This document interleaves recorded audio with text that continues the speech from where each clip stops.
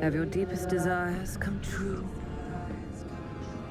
Okay, I was already interested in Warlock, new video game from Dungeons & Dragons, and then they showed us the gameplay. And apparently somebody asked, what if we gave a dangerous woman a sword and forbidden magic? And somebody else answered, more forbidden magic. Can you not do more?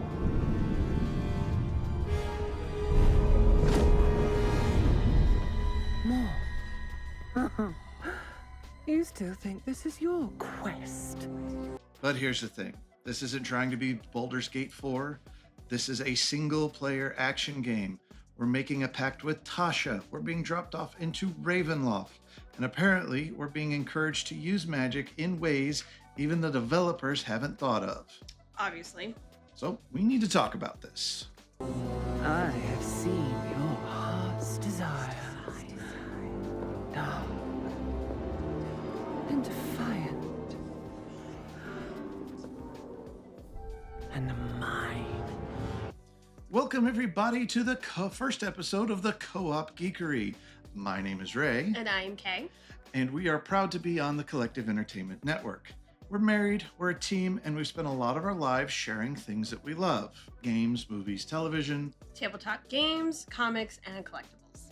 And whatever other nerdy rabbit hole we disappear down to this day. And that's what the show is about, sharing things together. And sharing that conversation with you. That's why we called it the Co-Op Geekery, because we're doing this the same way we do everything else, together. Two nerds. One team, all the geekery. You and I through the Warlock's eye.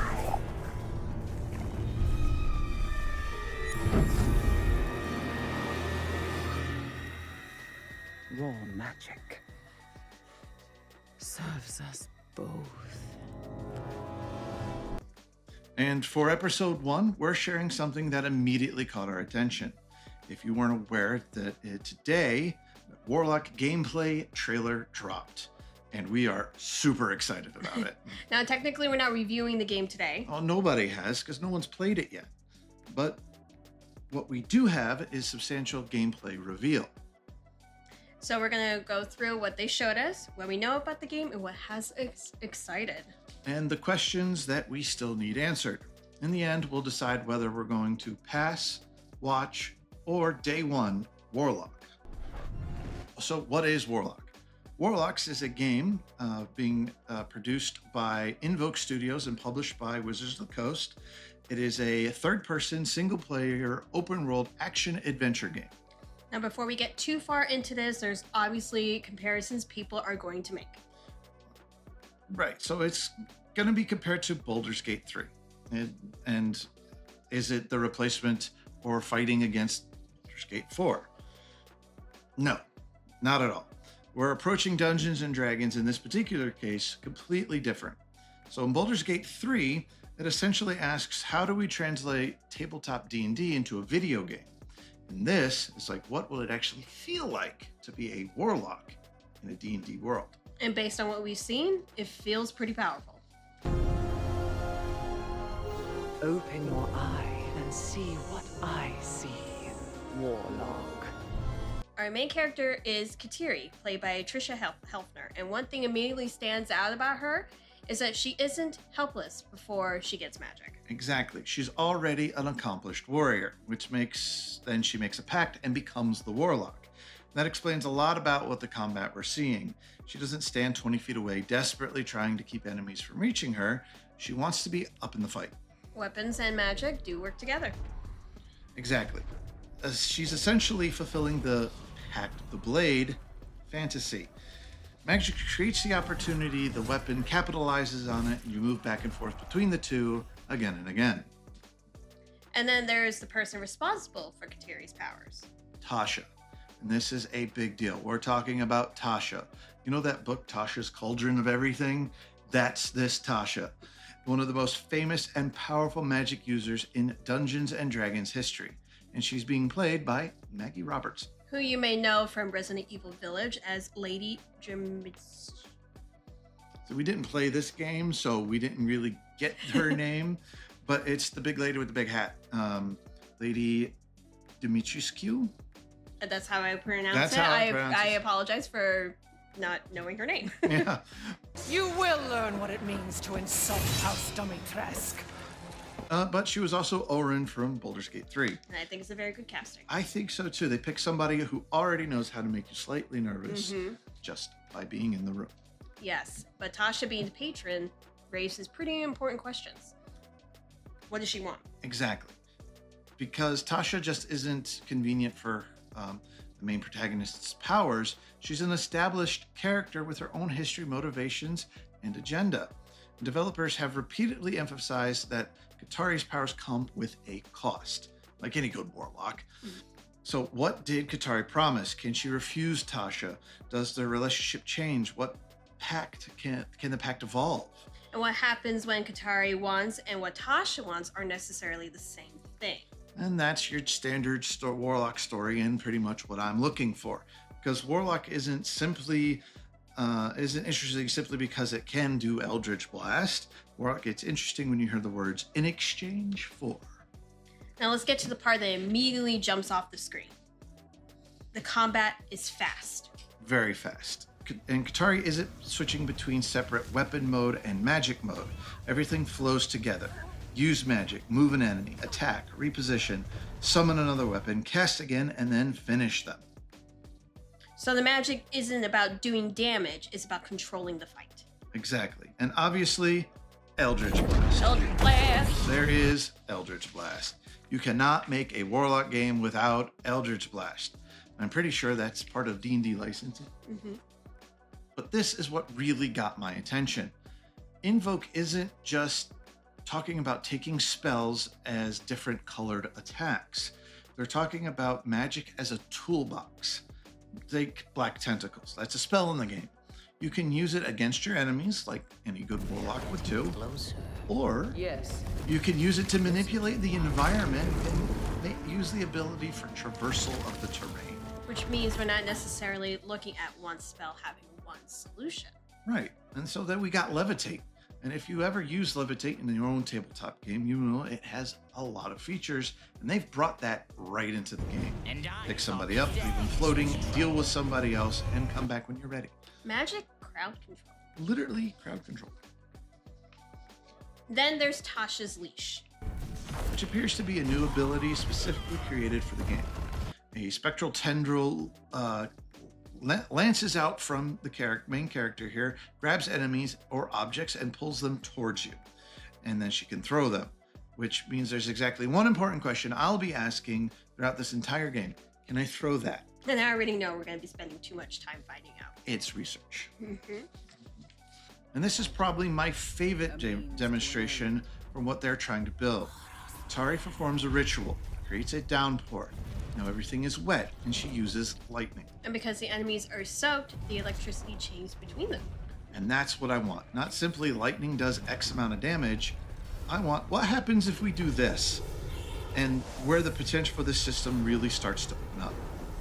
And because one different ability starts interacting with each other and the environment, players can start finding their own solutions.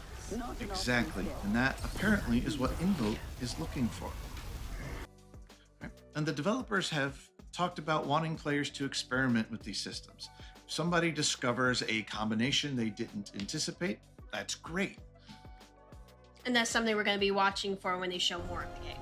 Because there's a gigantic difference between we have a lot of abilities and we have systems that actually interact. The trailer suggests the second one, and now they need to prove it. And the magic isn't supposed to matter in combat. Right. The spells are also being used for exploration, traversal, environmental puzzles, reaching different areas, and there's something that I really like. Some spells are completely optional and depend on where you go throughout the world and if you discover them or not. So how we explore the world, we might not even have the same magic toolbox as another player. Exactly. Same game, different experiences.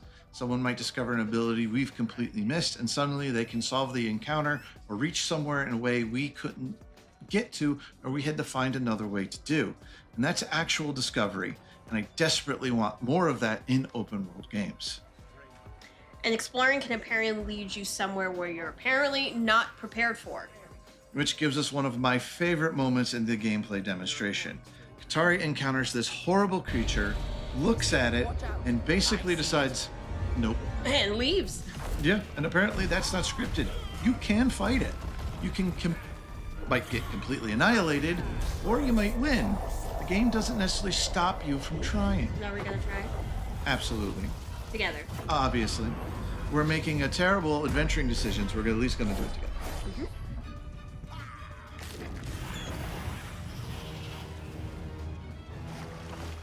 Are we fleeing, Warlock? Absolutely not. Merely digging deeper. And now we get to the part that sent me directly down the D&D lore rabbit hole. We are not on the Sword Coast. We are not in Baldur's Gate. We are not in Waterdeep. We are going to Dark Sun. And for anyone who doesn't know immediately why Ray is excited about this, Because Dark Sun is in the domain of dread. That's right, we're going to Ravenloft. This is Dungeons and Dragons horror territory. Nightmare Realm surrounded by a supernatural mist, and Dark Sun has historically been ruled by one of Ravenloft's greatest villains, Aslan Rex, Lich Wizard King. Extremely bad person to have on the HOA. except there is a problem. Apparently, he's missing. The developers have talked about Kaatri arriving in Dark Sun, where the Dark Lord is rumored to have escaped. And if you know any modern Ravenloft lore, that's extremely interesting. Now, to be clear, we don't know that Aslan is the main villain, and we don't know what his role is going to play. We just know that there's enough to start asking questions. Lots of questions, because you don't set a D&D game in Dark Sun, mention a missing Dark Lord, and expect Ravenloft fans to ignore it. The corkboard's coming out. Right. Get my red string. Mm-hmm. Then there's raw magic. Which appears to be an important part of the progression system. Tasha teaches Kaatri how to perceive magical power throughout Dark Sun. We can discover it, absorb it, and use it to expand or transform our own abilities. Which also gives us more reasons to explore. Exactly. We're not just searching for another weapon with a slightly larger DPS number attached to it. You're searching for power. And considering where we are, I'm sure absorbing mysterious supernatural energy from Ravenloft will have absolutely no consequences whatsoever. That sounds suspicious. Very.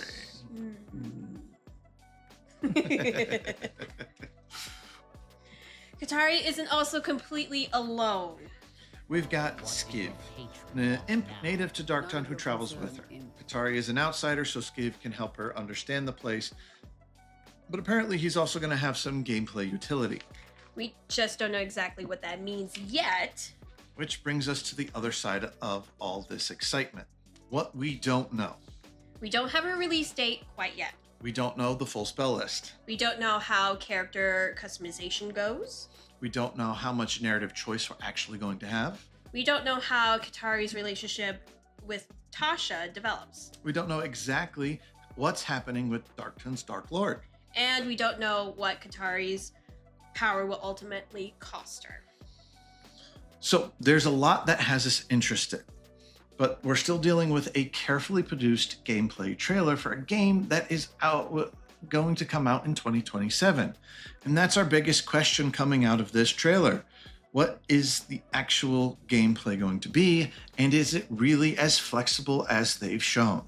Because everything we've seen works beautifully. Every spell, every interaction, every combination. If the finished game genuinely lets us improvise, combine spells, and discover different powers, and manipulate environments to solve encounters creatively, that's super exciting. But we need to see those systems work when somebody isn't following carefully the prepared gameplay demonstration. Exactly. And that's what we're watching. So we can't review Warlock just yet. But we can decide where it currently sits for us. For previews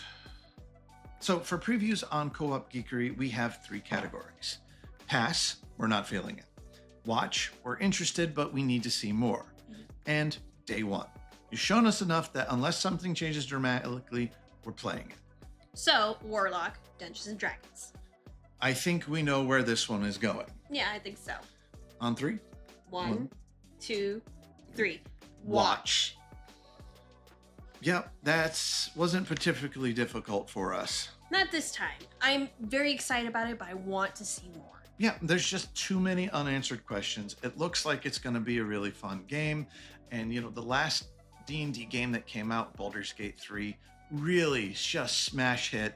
And so I'm kind of expecting more of the same. But, this far out, definitely going to be watching for more details as they come out. Mm-hmm. And that is our gameplay trailer review and breakdown for Warlock by Dungeons and Dragons, produced by Invoke Studios. So this game comes out in 2027, and we know it's going to be out for the PlayStation 5, the Xbox Series X and S, and also on the PC. So now we want to hear from you.